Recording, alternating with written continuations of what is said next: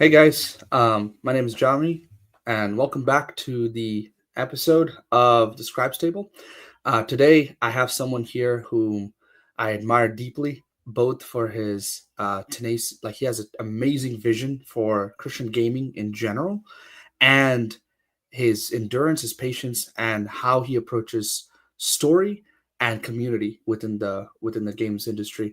So his name is Chris Skaggs from Soma Games, and we'll go ahead and bring him right back up. Hey, Chris, how you doing? Hey, John, thank you very for the kind introduction. Yeah, no problem. I this has been a dream of mine to kind of have you come on board and to try to ask you about uh, Soma, your background, and everything in between. So why don't we go ahead and just get started with, giving us your kind of your quick background. There's obviously a whole bunch there to unpack, but Sure. just go ahead, give a quick background about who you are and what you've been doing the last Yeah. couple of decades. So probably there, for one thing, like there is a long story that you can read on my website. It's always fun, insofar as like that is the most read piece of our page. But in the short story, I think I cut it down to I got involved in 2005 Hmm. when I had a web design company, and we were just doing normal kind of tech service stuff. And for lack of a better description, I had what amounts to a supernatural experience, and God told me to make video games. And there's a whole bit there, but I like to say, like, some people volunteer for the army of the Lord, but other people get drafted. And for me, it was like, this isn't even a choice. Like, and the Hmm. truth is, at the time, I thought it was a dumb idea. I Hmm. didn't. It didn't make any sense to me. And while I played games, I didn't think of myself like, like as a hardcore gamer or something Hmm. that was. Or that like this was my mission in life. That's just not how I saw myself. Hmm. Um, but what wound up happening at that point in 2005 is kind of one of those series of events where it was clear that it was orchestrated by God, or Hmm. depending on, I suppose, your frame of reference, clear it wasn't me. Um, and in that regard, the next thing for me became, well, what do you do with that? And so since then, for many years now, um, Soma has just been kind of a story of a bunch of events that we didn't have any control over, that we could have never predicted. Hmm. Doors that opened miraculously, and here we are. And so, what it is 20 years later. Our first game actually hit the market in 2009, Hmm. and we've been making games ever since then. So, just for the sake of definition, while I and the team, like, we have been strongly Christian in our outlook, the the games we make are not obviously Christian. Like, they Hmm. always reflect our worldview. So the first game we made was roughly speaking, it was Noah's Ark in outer space. Um, but if you knew what you were looking at, you could hear about the rain and the ark, and like all the things were there, but you just had to know what you're doing. But for most people, it was just a outer space game. And so that's kind of the path that we took. Yeah. Um, More recently, and this starts in 2021, I started a community. So over those years, I've met, probably 100, maybe 200 Christians who also worked in the game industry. Several of them were making Bible games of one kind or another, but several of them weren't. And Hmm. I would say the majority of them weren't. We were making mainstream games. We were just deeply faithful. But what I came to see is there wasn't really a community of Hmm. those people who were working primarily in the mainstream. So I started a community called Imladris, and that we really started as a dinner party. Kind Hmm. of had a few friends over to talk about some ideas. But in the last couple of years, that thing has really blown up. Like, that has grown Hmm. into a really nice and thriving community on Discord, on LinkedIn, mailing Hmm. list, and then I don't know when this is going to air, but about a week from today, on June 18th, we do our big annual retreat, which is kind of the big event that we do. Hmm. And yeah, I guess that's the short story. I hope it was short enough. So we're actually live right now. So Oh, okay, we're having fantastic. people, yeah, coming in. No, that's a great background. We'll talk quite a bit about Imladris, because I think you said there's an event coming up very Yep, shortly here. Is that right? that's correct. It's a And week from today. a week from today. And what is like kind of the elevator pitch for the event? Like, what is it about? What is the theme about? Yeah, so Imladris came again with another, if you'll allow, supernatural event. Back when we were just coming out of the COVID, God asked me a funny question. He said, "Hey, Chris, what if you were the king of the games industry? What would you do?" And for the sake of clarity, he did not say you are the king of the game industry. It wasn't that. It was just a way to think about it. And that question led down a lot of new thoughts about how do we perceive arts and entertainment, especially at that point. The game industry was seeing a big boom because of the pandemic, and we've been talking about it for years that gaming will become the Hollywood of tomorrow. And I felt like that was the time when, like, that was the pivot point. From that point forward, gaming is the dominant cultural medium for the next 100 years, and we better think about it thoughtfully. So, with regard to that, one of the biggest thoughts out of this, like, what if you were the king in the games industry, is a kingdom isn't anything without people. Like literally, no other thing matters more than just population. And we were desperately low on people. Like, for many years, and I'm very fond of the Christian Game Developers Conference. Brock Henderson, I'm chatting with him, just a moment before we spoke. Like, very pro CGDC. But by and large, that has been a group of kind of beginners, entry level people who still have really not grown much over the years, and for no reason. I'm not saying that they're doing anything wrong. It's just been a kind of a smaller group. But we don't have enough population. So Imladris was like, how do we just gather people together? And once you get population, we realize, especially at that first event, how many Christian developers are hurt, like deeply hurt by the church. There's a lot of side eye that the faith community has given to game players, to game makers, just to games in general. There's a missile. There's a notion like it might be from the devil, and it's not like that happens like 70% of the time. But it only has to happen once or twice in a person's life where that really, really stings. If I'm bringing my best gifts and glory to something that I think God has called me, and Driscoll is over here saying games might not be sinful, but they're stupid, and that hurts. Right. Okay, so we need people. Like, the idea, like, how do we identify and find people and get them together? Project 1. Project 2 is like, these people are suffering. How do we take care of them? So the retreat, the annual event, it's not a conference. We're not talking about shaders and best practices. That's not the goal. The goal is like, how do we take care of these people's souls so that when healthy people go out into the market, they make holy art and they reflect God's kingdom, and they can handle the stresses and the unique challenges that come in this industry. So the Imladris event is really about sowing into these people from a discipleship, from a healing, from a peace perspective, and it has become like the premier event of our community. Wow, that's quite a lead there. So let's unpack that a little bit. We talked about two reasons for it. One, we need the community because we just need to be in battle together. Yeah. And also, you mentioned a little bit about there's a hurt element of artists in general and game developers in particular, right? So is Imladris more of almost like the feeling of like, stepping away out of the city busy life of just doing everything and then into that kind of rest and leisure where we're just around a couple of people by the fire, essentially? Is that the kind of vision there? That's a great way to put it. I love that. And so they are deliberately small. So like we max out about 100, 120 people. So they probably won't get any bigger than that because that's about the size that you can meet people and shake hands and learn about their kids. Like much more than that, there's just too much. Okay. Now, what do you think is kind of like the primary, like some of the primary causes for that hurt and damage that is happening between like why I know that there's other conferences that happen, but you kind of talked about it in a very like, we almost need this, there's this wounding that happens that need care and rest. What do you think is the cause of that wounding in general? On the one hand, it's predictable. Like every time there's a new art form, the older generation doesn't get it. Like this literally happens over and over and over again in history. And it usually comes with some kind of moral sass, right? So like we got all these articles from the London Times in like the 1880s where women were reading fiction books and oh my gosh, that's probably the devil because they're reading, like that can't be normal.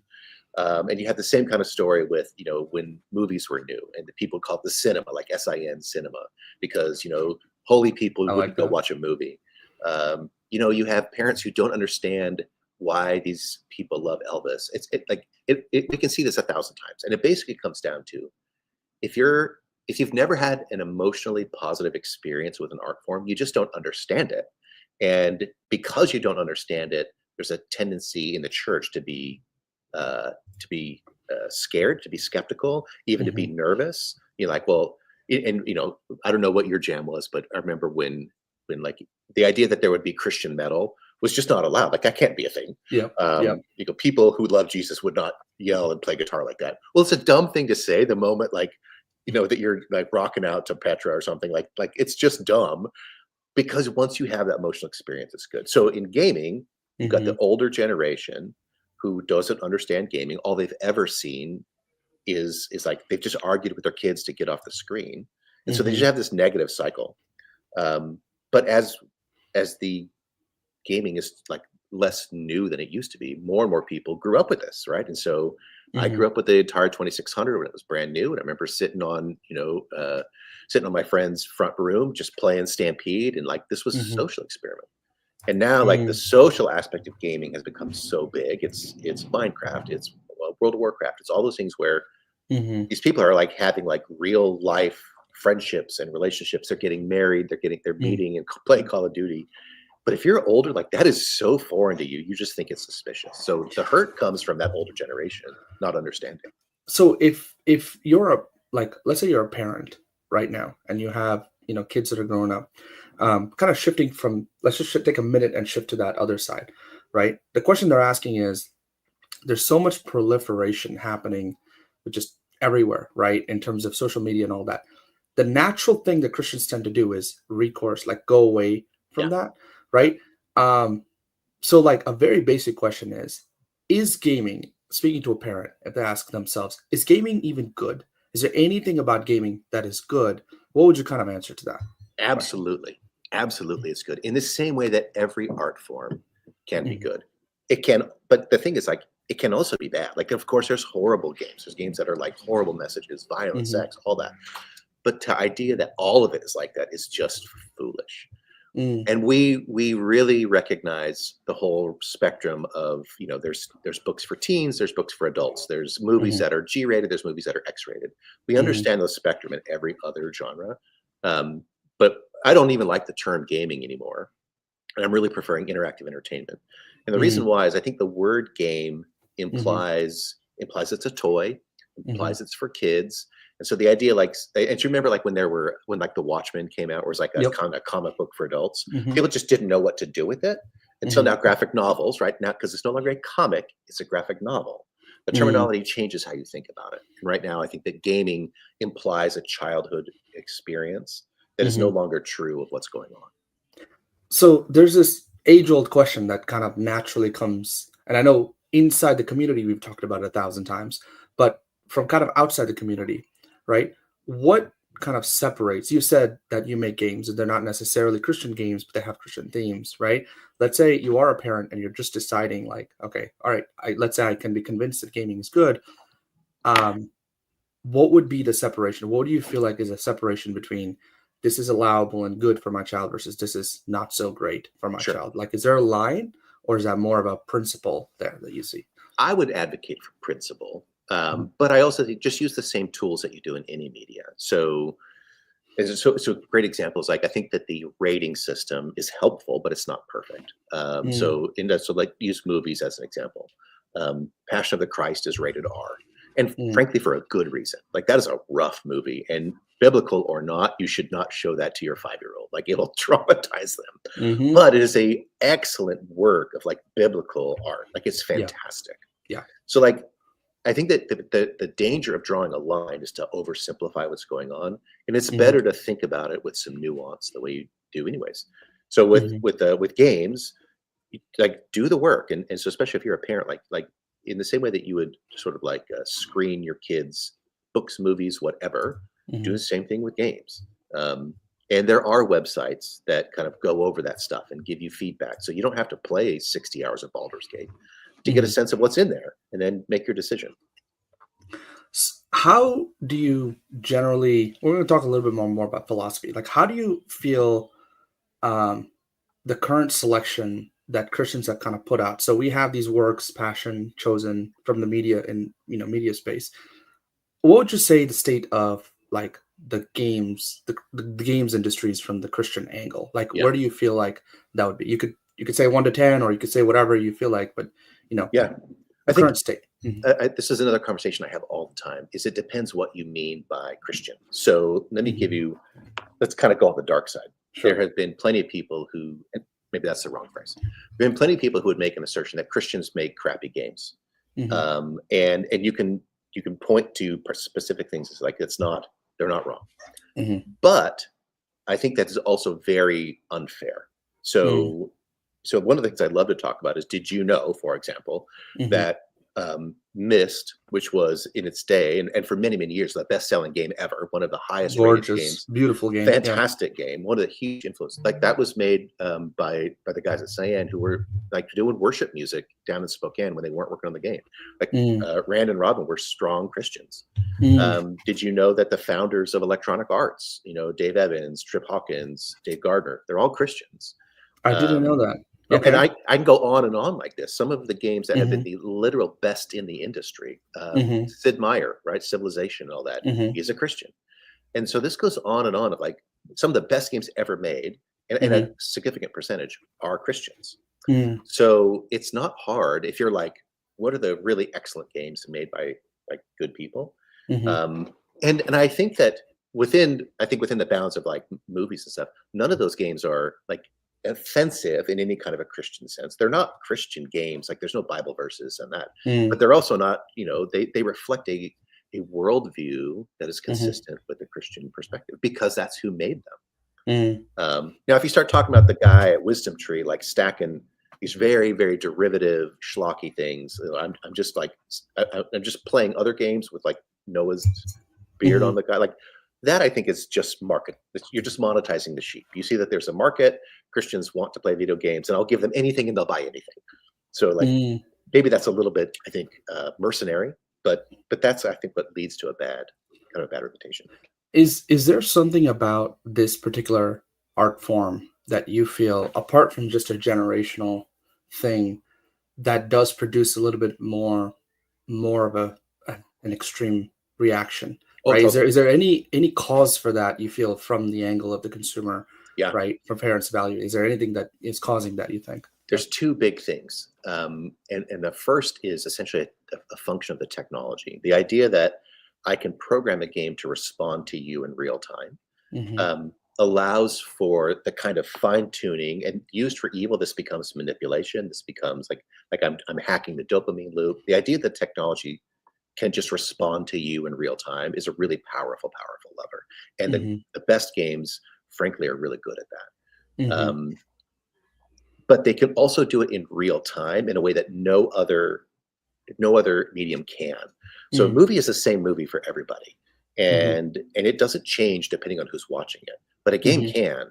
The game can be a little bit different for you than it is for me, and it can tune that experience to you to maximize your response. And that's just part of being on a computer. That's what interactivity means.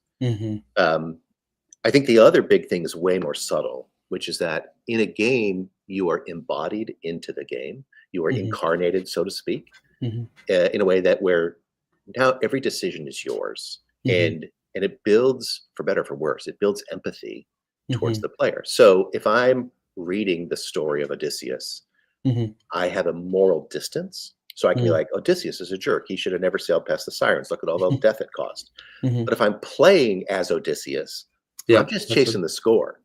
And I'm not thinking, you think about Master Chief, like no one over there is thinking like, you're committing genocide on like galactic species. No one's thinking about that, because I just get scores and confetti on the grunts' heads. Right. Yeah, there is a difference between watching something happen and then doing it, right? And then actually making it happen. And I think games in general have had this moniker, this branding of it's violent. And that seems to be a lot of reason why consumers don't, especially faith-based consumers, don't want to let their kids have it. They don't even want to play it. They see it as essentially unholy, right? But then there's so many games out there that are not violent and just beautiful and gorgeous. And the stories are, if you just saw them, they were more beautiful than even a lot of the media. Do you feel like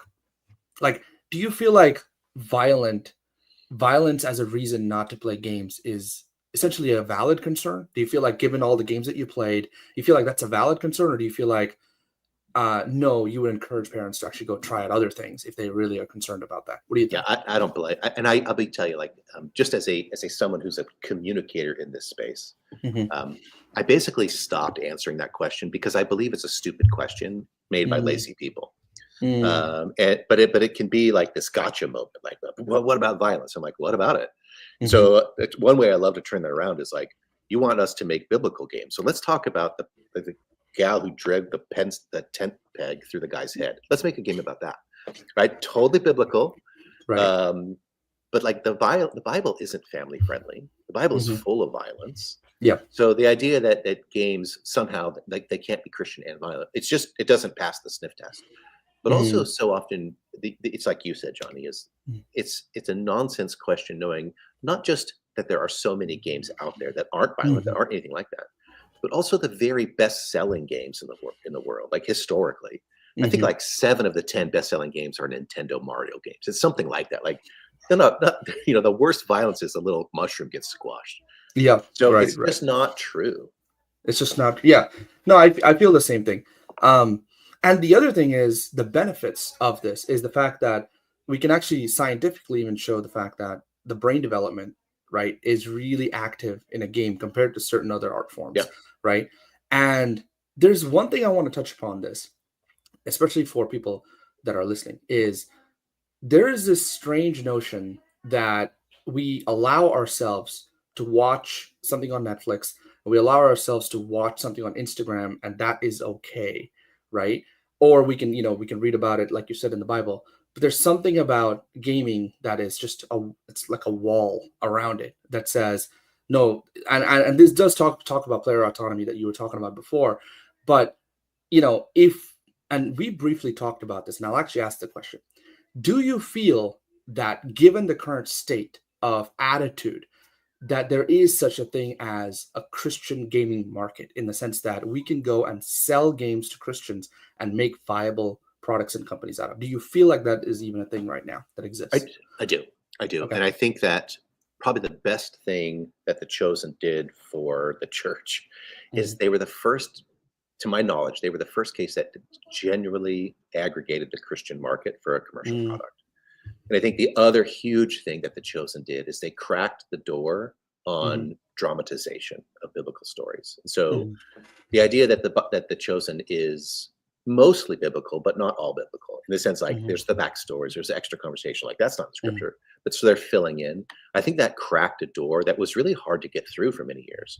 But now mhm, that it's cracked, like, it's open. mm, And so I'm really happy for that. So I think that market is real. I yeah. think that Angel's success, I think that Wonder Project success, Mhm, I think that more and more people are realizing not only is this market there, which we always knew, but also that mhm. they will show up. They will go to this. They'll go to the movies. I'm gonna ask a slightly controversial question, and just so get ready for it. Okay.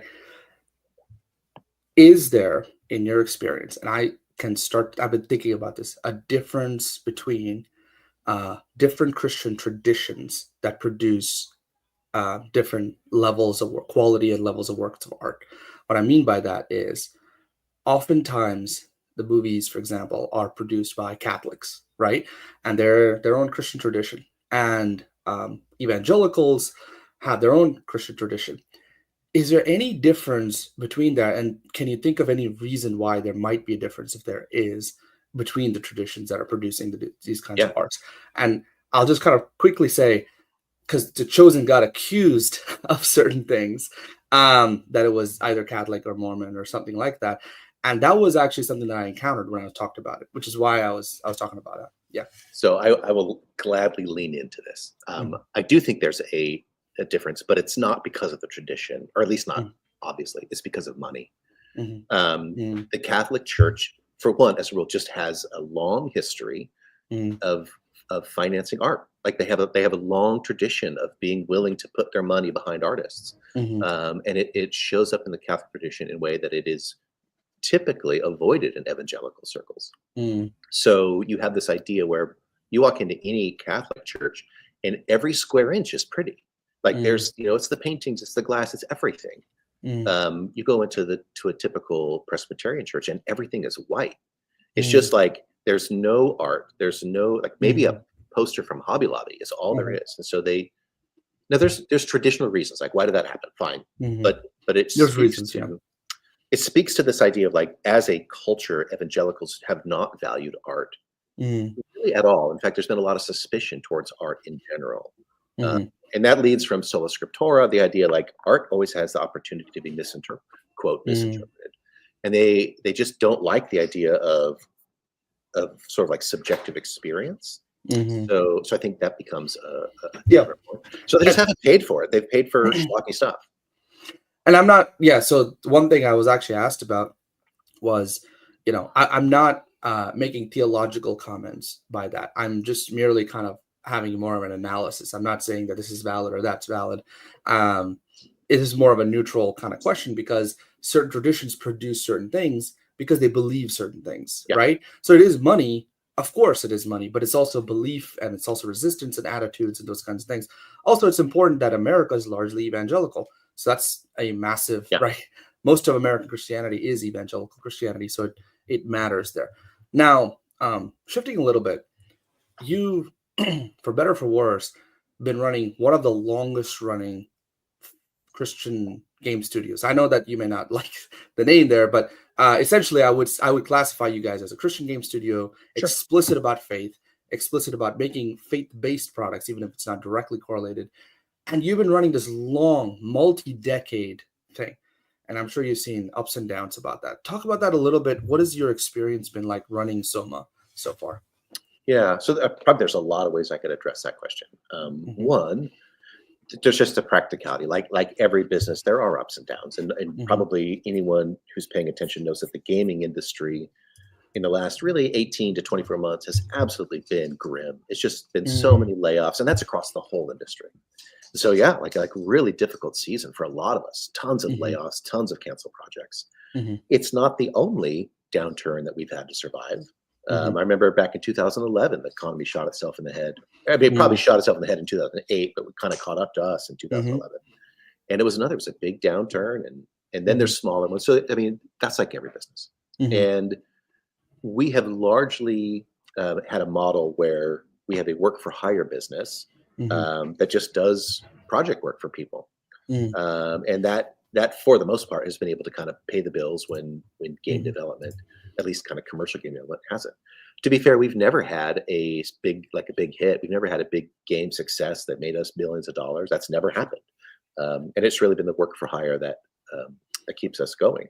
Mm, Um, in fact, that's usually like when people ask, like, what would you advise like me to do with a studio? I'd say like find work first.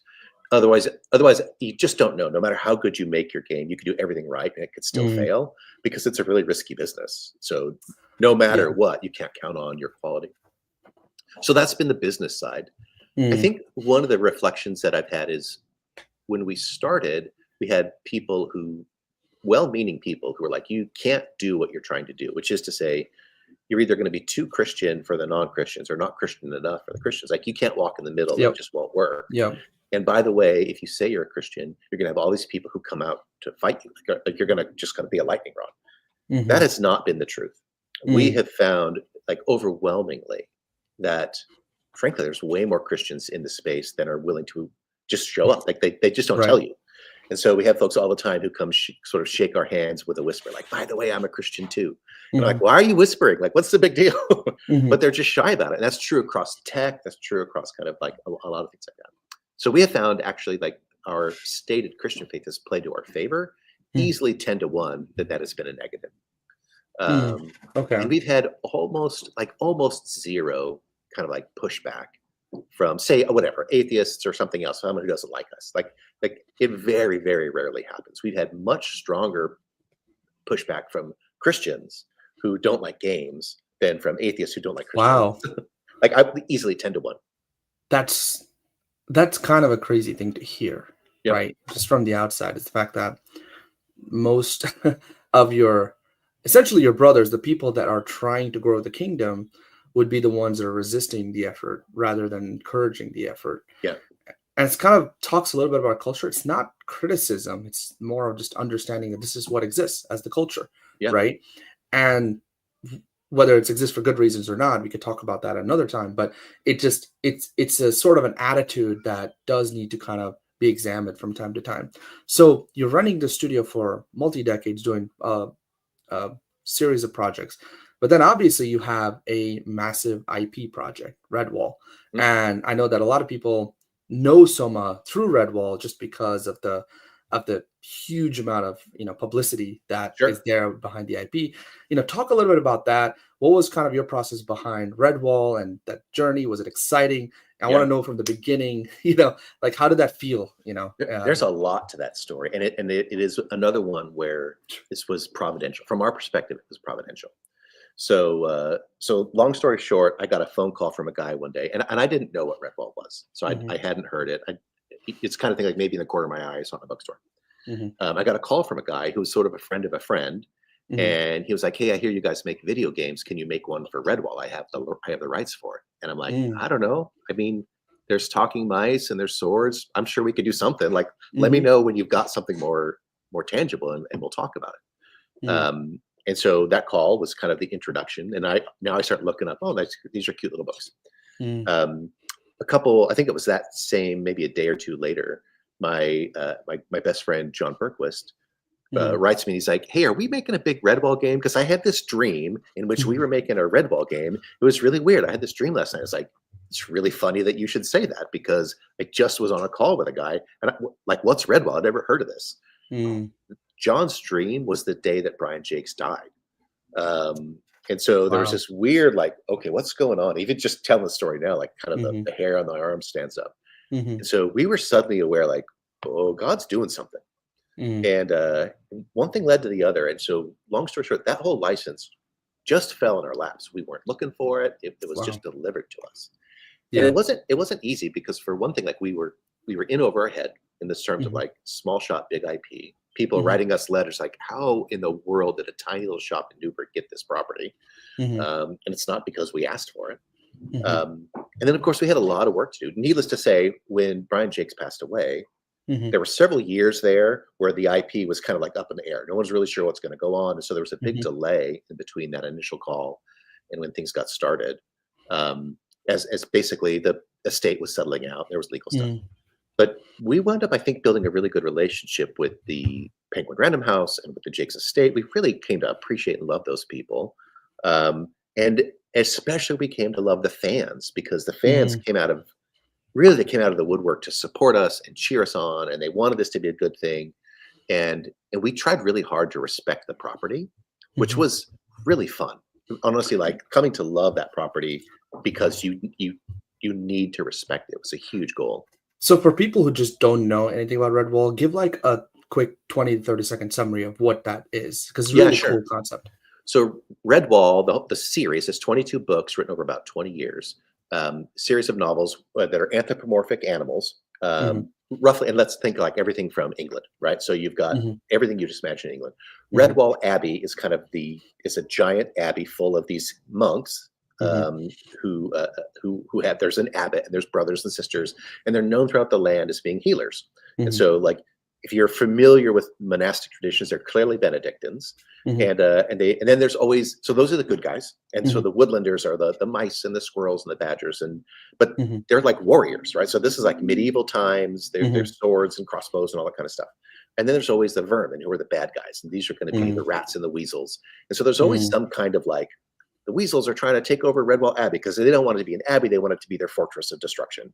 And so mhm, this kind of constant, kind of young adult fiction, but it is beautiful stories of like self-sacrifice and heroism and joy. mhm. They're they're just wonderful. They're like, yeah, they're amazing. It's like a fantasy world with Yeah, animals, but they have these beautiful stories, and they're like a medieval fantasy yeah, of animals living together. And it has actually, I think it plays to your strengths a lot because it has a sense of community, has a sense of yeah. story built in. Um, what was like the design process when you guys decided to do Redwall? What was the design process like? Because I think you had to essentially create a few systems to actually Lot. get that Yeah. going. Is that right? Because story was already there, from what I understand, but the Uh, other stuff had to be built, right? yeah, on the story side, we didn't license any particular book. We sort of licensed the world. So that means that we wrote Okay. our own stories. Okay. Our own stories that were sort of like cameos, right? So characters from the book would show up in our story, but it was our own characters, our own worlds, Hmm. which was really great, by the way. I really enjoyed that process. As far as the design process, we went through actually several iterations, and I mentioned that there were several years there where the license was kind of figuring out what I wanted to do. That actually Hmm. gave us a nice long time to think through things and iterate on ideas. Hmm. We wound up we wound up with a couple systems that we felt really good about. One of them was scent, and so we're like, these are animals, and one thing that they do particularly is they smell the world, right? So it's all Hmm. they sniff each other, and so Hmm. having a really robust scent system. It took us a lot of times to kind of get through something that we liked, but it was very counterintuitive because Hmm. humans don't smell, and so not only as a designer do you have to think, well, what would a world of scent be like? How would that operate? You have to think through that, but Hmm. also you have to communicate that information to players who also don't smell. So there Hmm. was a lot of tricky stuff there to get that sense system working, but I'm very happy with it. I think it's probably the most unique It's a thing. very unique system that, Yeah, like, I think you could smell throughout the game and you kind of can. follow different things, puzzles and things like that, right? Yeah. Um, and so how long, well, what was like, how long did the development of the series generally take for you We were in guys? kind of like kind of a slow burn pre-production for about 5 years, actually. And there was a lot of other things going on at the time, but we're kind of waiting for Sure. things. And then we were probably really hard at it for about 3 years. About 3 Um, years. and and then we wound up making not just the Scout, so that's the one we're talking about, but then we also Mhm. had several other projects that were also Redwall themed. Mhm. So we did interactive fiction, which I Mhm. turned to really love as a genre. We did Mhm. a cozy game called Feast and Friends, which is about cooking. Mhm. And a couple other things that were designed to kind of roll in to be kind of roll into the Redwall world. We had a great time over Yeah, all said and done, probably about 7 years. 7 years. And that's, better part of a decade there, Yeah. kind of working on a singular project. Um, do you feel like did you feel like the like I know that there was all kinds of different receptions that happened because you released it episodically from what I Right. understand. So the reception was staggered, right? Essentially. So the first one and the second one and the third one, was the audience kind of like sticking together with you guys throughout the whole releases? Like how Yeah. did you guys have any community building that you did with the audience there We did, essentially? and so the two community places that turned out to be really robust. One was on Mm, Facebook, and I haven't looked at this in a little bit, but I think that mhm. the Facebook community is still the largest Redwall community online, just in terms of Yeah. numbers, right? Yeah, yeah. Um, and then, but it's not super active on Facebook, and I Mm, think probably that's a demographic question. Like that's not really our demo. But the really active community is the Discord community, mm. and so a couple folks who we met first They kind as of ate it up. fans. Mhm. Some of these people became either contractors or employees, and then they continued on. Like they just love Redwall. They have the cosplay and all that. So that Wow. online community is still really robust. They're chatting it up all the time, Mhm. and so we made a ton of really good friends there. Now, just kind of asking for a person who is wanting to start a studio. Let's say there's a person listening, they really want to start a studio. They have an amazing sort of mind there. Given that you spent 7 years producing Redwall, working on these kinds of things, what are just a few things that you would kind of tell them and guide them on if they have a very similar story rich, right, kind of game? Because that's very similar to what a lot of Sure. Christians tend to do, right? Yeah. So I would say what I've seen the two biggest mistakes I see in game developers Hmm. is they make their first idea is way, way, way too big, like an order of magnitude too big, and they Mm, throw so much time and energy into an idea that they haven't proven, or mm, is it proven that anybody wants. And so, like lots of things can sound really good on paper, but they just don't actually translate.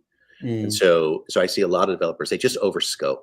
And what they should do is like start small, iterate small, like frankly, just get things rolling mm, and don't be like we're going to work on this for 7 years and $18 million and it's going to be the best game ever. Like it's just a mistake.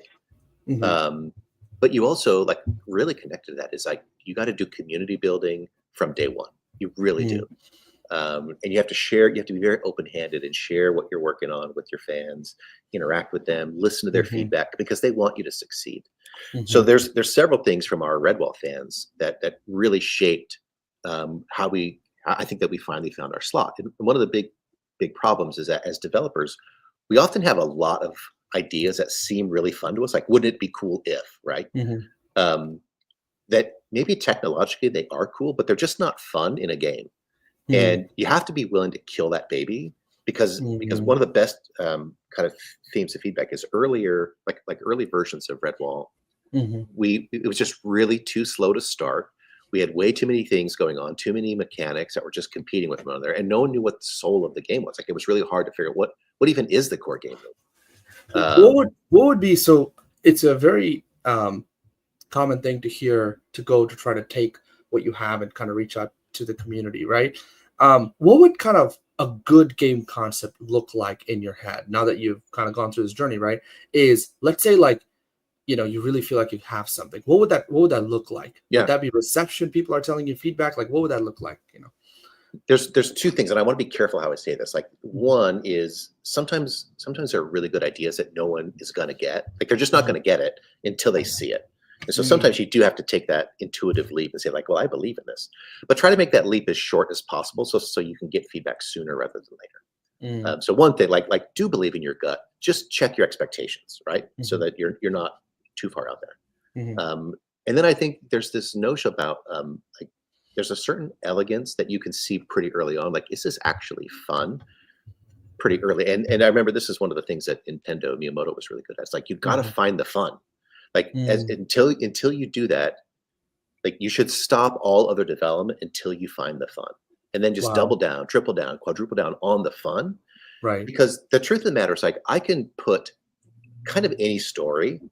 around a mechanic, but you can't put any mechanic. Like the mechanics become something that's the defining feature of the game. And so if I have a really, really great story, but it's boring, and frankly, this was some of our early problems with Redwall, is like, I think we did really well with the story from day one and the fans loved it. But it wasn't fun to run around. Like, we just had too much stuff going on. So we actually Wow. had to simplify quite a bit till we found that we're kind of like a good core game loop.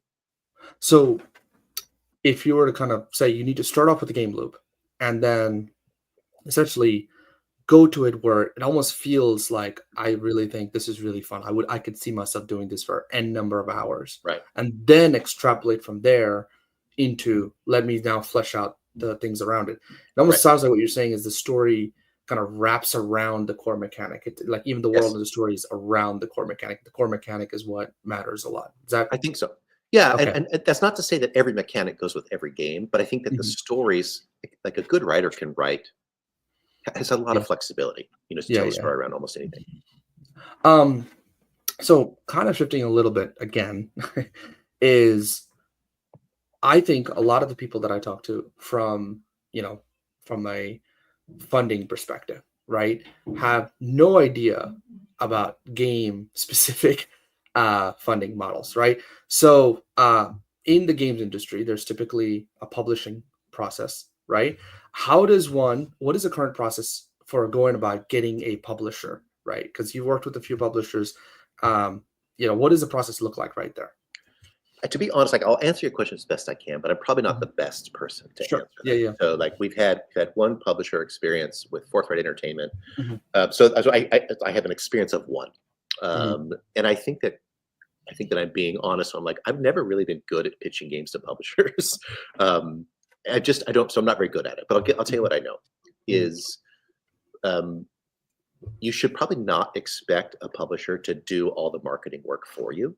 Mm. And I think that's probably a mistake that some developers make, is they're just like, I just Mm. don't want anything to do with that, and so I'm hoping Mhm. someone to take it off my hands.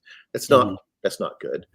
It would be It's a better job. for you to find someone on your team, and even if it's a volunteer, Mhm. who loves to communicate, Mm. um, and then but they shouldn't be a developer, which is, like they shouldn't write code or have other responsibilities because they'll get distracted.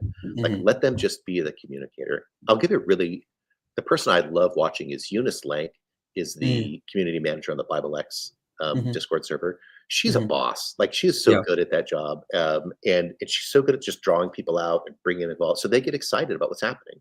Mhm. Um, and so Jaleesa Elizano, I think that you might have met her through Imlauders. She's just such a great communicator. Yeah. She's got energy. She's got charisma. Like, that just you need that on your team. Yeah, you need someone to have that on your team. Yeah. Um, and so a publisher is essentially right now, the way the games industry tends to work is that a publisher comes in, they give you some sort of operating expenses, essentially, right? But they're really in it for that one game. So Right. they want to back up that one game, and essentially they would then, after the game releases, they would get their cut of it, and then you get your cut of it. Is that kind of how it works right now? That's typical. Yeah. Yeah. And the marketing really falls on, I mean, to some extent, both parties. You use the leverage of the publisher, whatever networking they have, Right. but then your job, it's your responsibility at the end of the day to market the game and make it successful as possible, right? Yes. Okay. Let's talk a little bit about this future. Future of sort of, where do you think the games industry is headed, and what role do you think like Christians will play? Do you feel like, there's a tons of talks about AI and how AI is going to come in and disrupt us and disrupt the games industry in general. There's tons of talk about all of these things. Where do you feel like it's headed 5 to 10 years from now? And what do you think is the opportunity for Christian gamers or Christian developers to kind of come in and influence that? So this is kind of the questions that Imladris really is designed to think about. And so with your permission, I don't know what's going to happen, but I'll tell you what I think Christians can do and to be positive influence. And so, like, Lord willing, those will be the same thing, but who knows? A couple of things is I believe that right now, especially after the recent downturns, there's going to be a reinvestment in short form content and kind of like smaller experiences. And I think that's actually really, really good news. And I think Christian developers need to embrace this. And a couple of reasons why.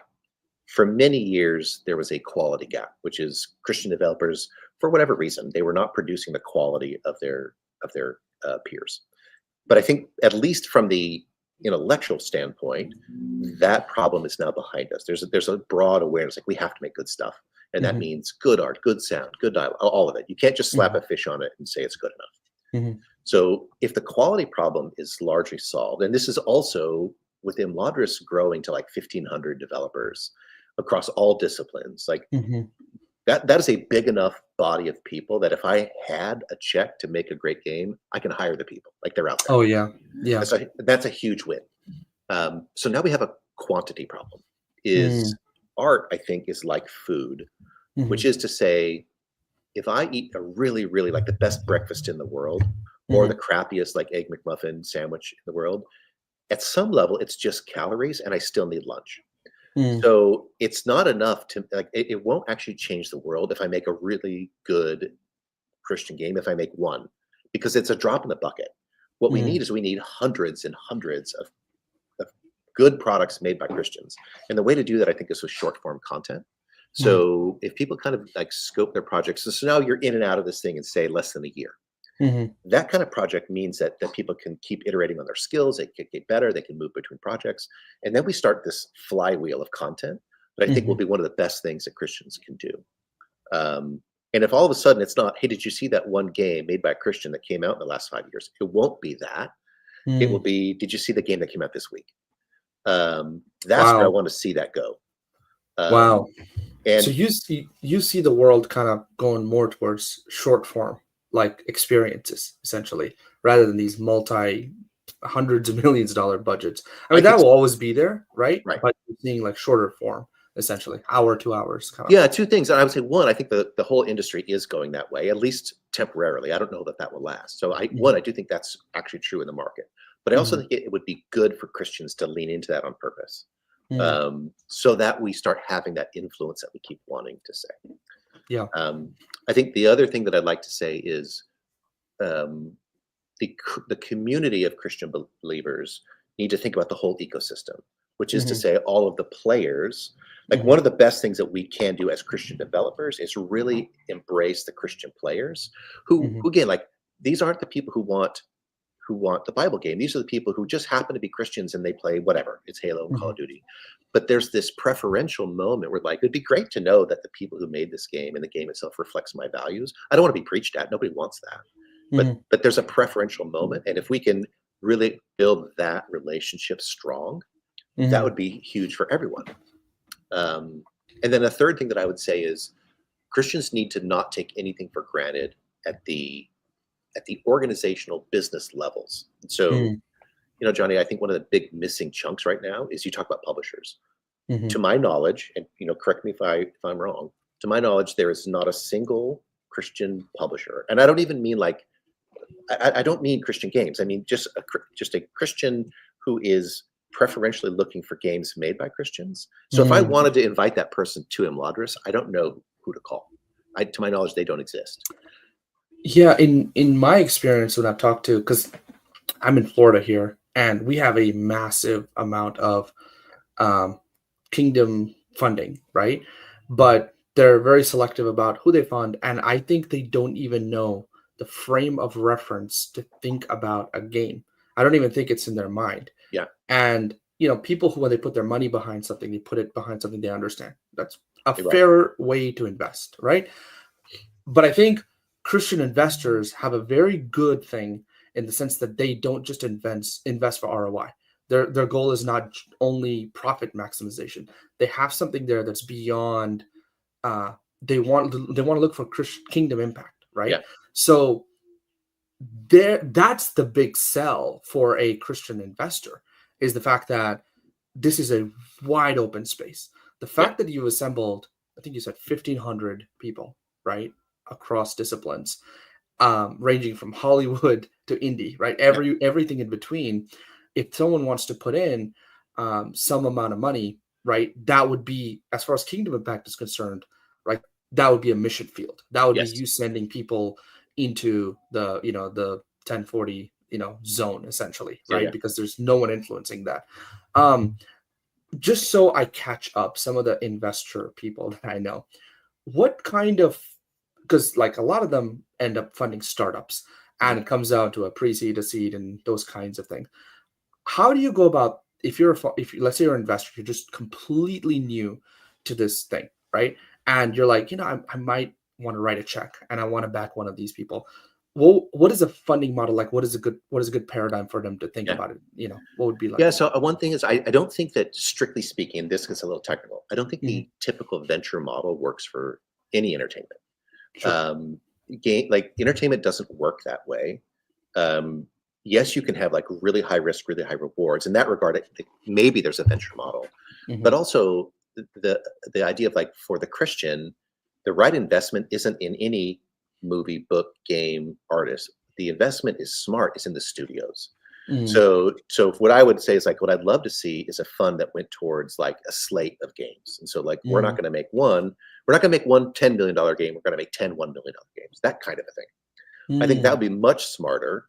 And also that should be in the names of permanent capital instead of venture capital, because studios in particular, like the most successful way to look at game development is a studio who finds something, they just pick something and they just do it over and over and over again. They get good at it. And so every time they iterate on this core, so maybe they make interactive fiction, maybe they make match 3, whatever. The idea is that they get good at something, and every time they make a new product, they make a better product and they build on the audience they already have. So I think that studios evolve over time. Basically, instead of the hockey stick, you flip that, and so it winds up becoming this arch over time. So I think that studios and artists scale over time, not over. I should say, they grow over time, not over scale. So that's what I would talk to a Christian investor is: don't venturize this. Go more like that long-term endowment capital.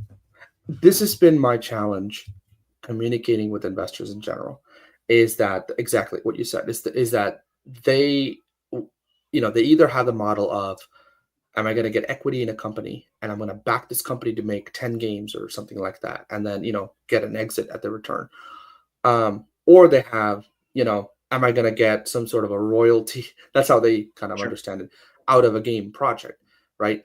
You're almost describing a blend, but also something something where you're saying back to studio, but then back to studio for the kind of art where they can go and repeatedly doing that. Out of curiosity, and this is again a little bit more technical, but it just helps frame it. Let's say I wanted to make a game and one of these 1 hour, 2 hour experiences, right? What would be a good range for an investor to think about, like, as far as the funding for that game is concerned? Like how much, what are the dynamics and how much would be spent on producing one of these games, you think? Yeah. So there's a range.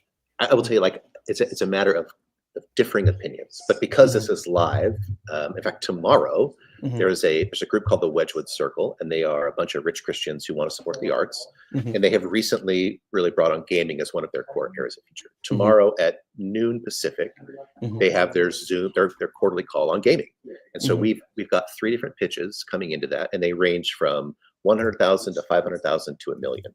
And so these are kind of like these are different projects that meet different needs, but they're all, I mean, frankly, like they're not big AAA projects, right? They're smaller bites, and I think that realistically, we have to be honest. Like that's where the Christian investors in entertainment, that's probably about where they are appetite-wise. That will grow, you know, like someone needs a success. But I think that's where I would say is like there's some good things. I still would generally, and this is the advice that anyone given movies too, it's probably a bad idea to invest in a particular property, like a particular movie, just because no matter what, it's risky. And so it's better to invest in a fund, in a publisher, in a studio that is mitigating that risk across multiple launches.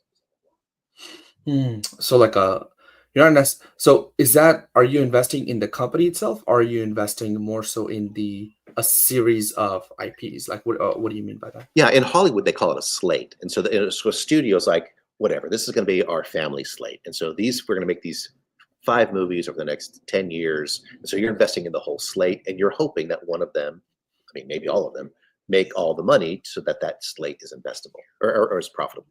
Okay, the same thing. Like the ROI comes from the slate, right? Right. And I think if you look at a company like Angel has a very interesting model where they do I think a mix of crowdfunding and they do a mix of, you know, raising money from investors, but they really are very selective about projects, and you can go back, right? Like the crowdfunders can back a particular project, but I think the investors tend to back the of itself to make good decisions.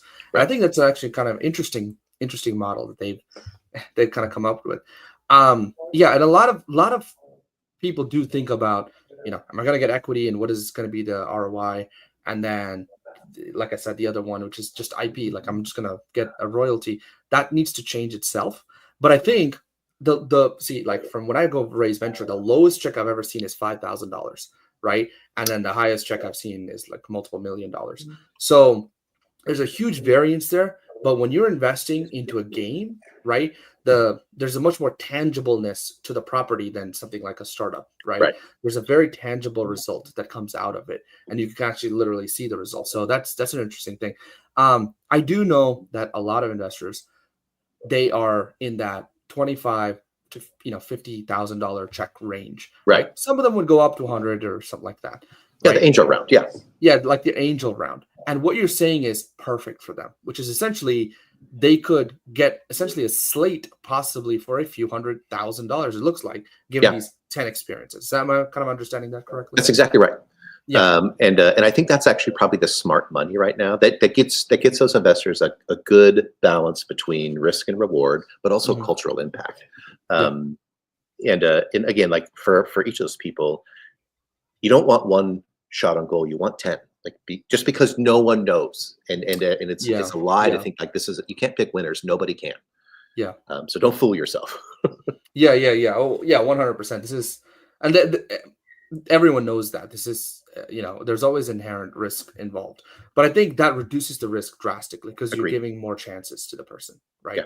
And so, that's a great kind of insight, and I never even thought about that.